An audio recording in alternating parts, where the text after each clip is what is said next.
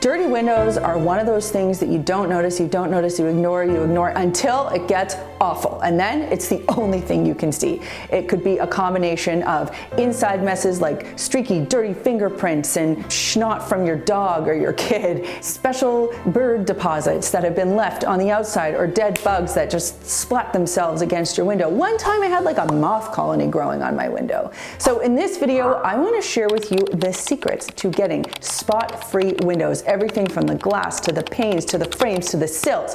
No, I'm not, Evan. Relax. I know you thought I was going into a rant there. I'm not. Don't worry. We're just going to talk about windows. Give this video a thumbs up for clean windows and for my attempt at rapping, which we will all say at the same time, keep your day job.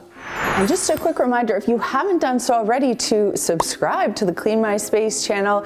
And I just wanted to let you know that this video is brought to you by our sister company, Makers Clean, where we sell our premium microfiber cleaning tools and so much more.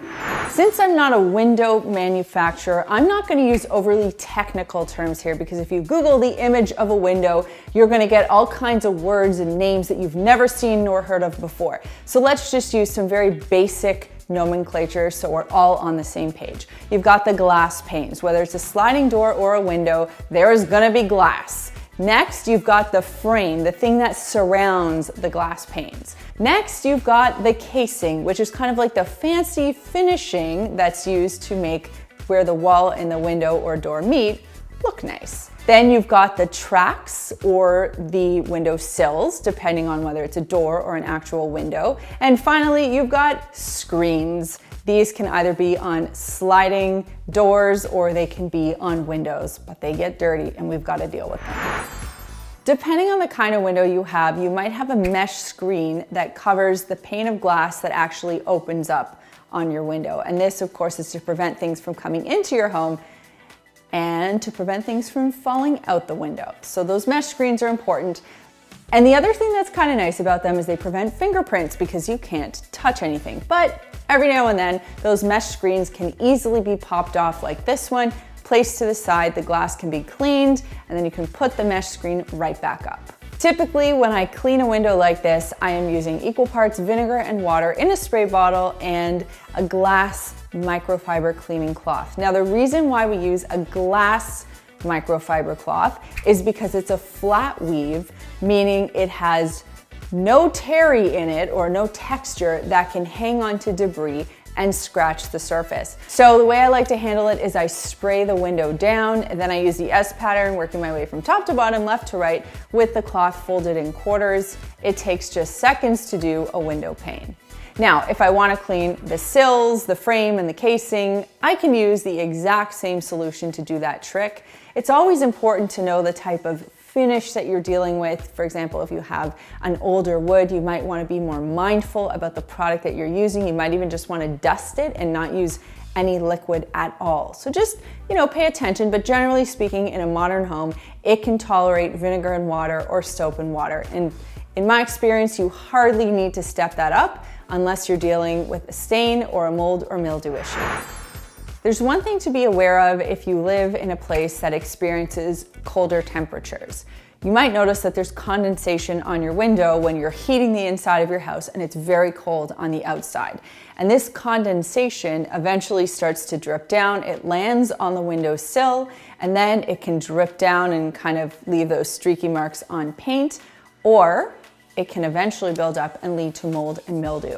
So if you notice that there's a lot of condensation on your windows, you might want to pay extra attention in the colder months, just to wipe your window sills down every now and then. And if mold and mildew does become an issue, you can treat your window sills with a mold and mildew protectant.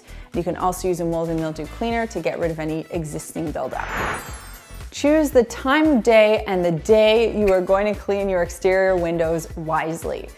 An overcast day is ideal for cleaning your windows because too much sunshine or heat can actually bake product onto the window when you're trying to clean it off. Think about it, like a lot of sun is gonna dry that product very quickly, not giving you enough time to flip your squeegee over and get rid of it, meaning you're gonna have streaky windows and you're gonna be wasting your time. So clouds are your friends. Colder weather is your friend when it comes to cleaning windows. Alternatively, you can pick early in the morning or later in the day after the sun has set. but before it's completely dark out, to clean your windows. Now when it comes to cleaning your windows, let's go over some of the products, tools, and techniques that you want to use. So in this case, exterior windows, they get really dirty. I don't want to use a microfiber cloth to do that just because it's going to be too much work, and I like getting things done quickly and easily. So in this case, I'm recommending a double-sided squeegee. Now I have a really long one here. You can get them in many different sizes. Get one that is suitable for your windows. The recipe we're using for window cleaning is a gallon of water. If you can get warm or hot water, that is great.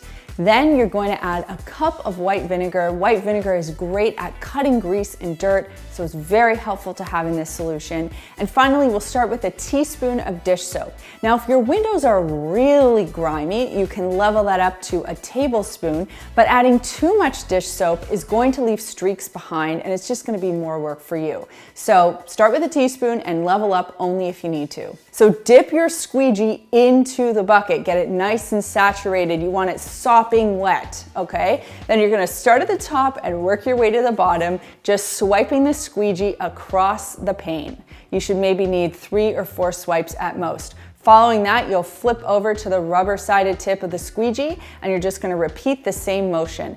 I actually find cleaning the windows like this to be one of the most satisfying cleaning jobs. This truly is relaxing, very gratifying, and you get instant results. I can do a window in our house, like a sliding door pane, in about 45 seconds. When it comes to cleaning the exterior frames and casings, there are a few different ways you can do the job. If you have a pressure washer, that's a great tool to use.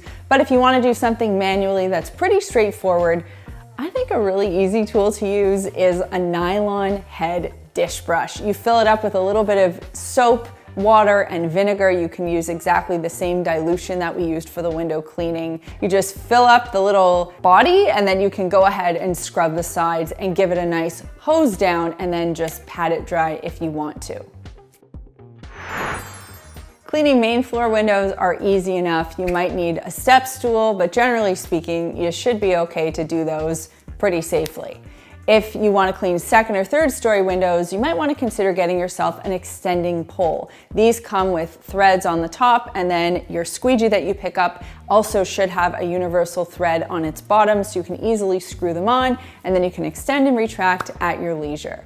Now, you might be the kind of person that wants to put on a harness and, throw yourself off the roof and scale down and clean windows.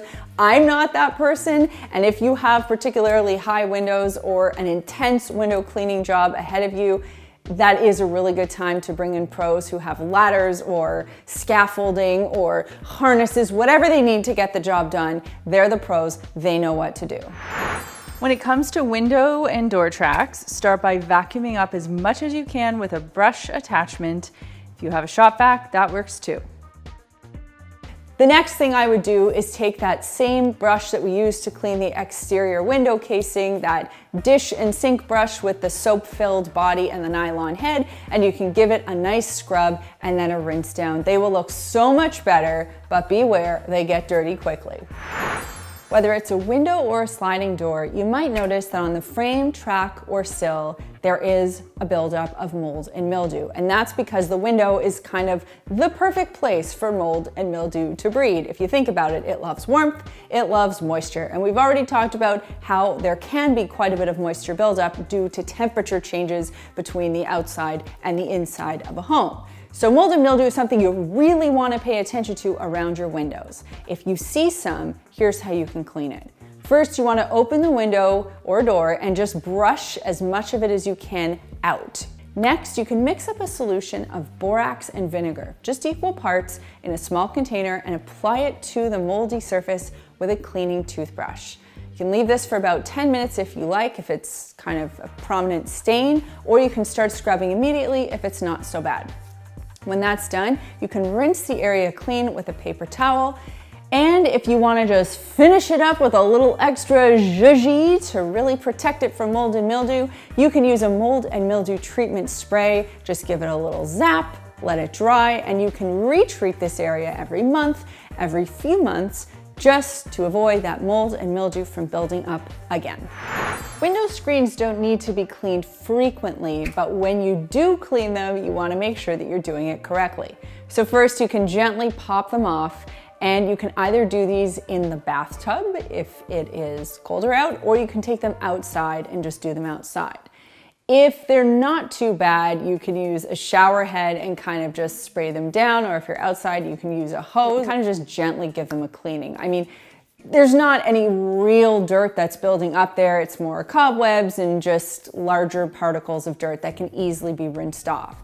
If you do notice that they're quite dirty, what you can do in that case is use that same window cleaning solution we were talking about, water, vinegar, and dish soap. You can use an iron handle scrub brush. I'll link one for you down below. And contrary to popular belief, there is no iron in it. You dip that in there and just give it a light scrub. Now, I wouldn't recommend pushing too hard because the mesh is quite sensitive and you don't want to cause any tears along the border. Now, speaking of tears in that mesh on your window screens, if you notice there is one, there are tear repair kits that you can pick up. The good news is when you read the package instructions, it's very easy to use. So now you know how to clean both the interior and the exterior, as well as all of the associated components of a window like a pro. So I hope that you feel motivated, inspired, and empowered to go ahead and clean those windows. And that brings me to this week's comment question, which is, what is your worst or most awkward window cleaning experience? And we'll just leave it at that. I'll let you take it away in the comments. If you like what we do here at Clean My Space, consider joining our membership program.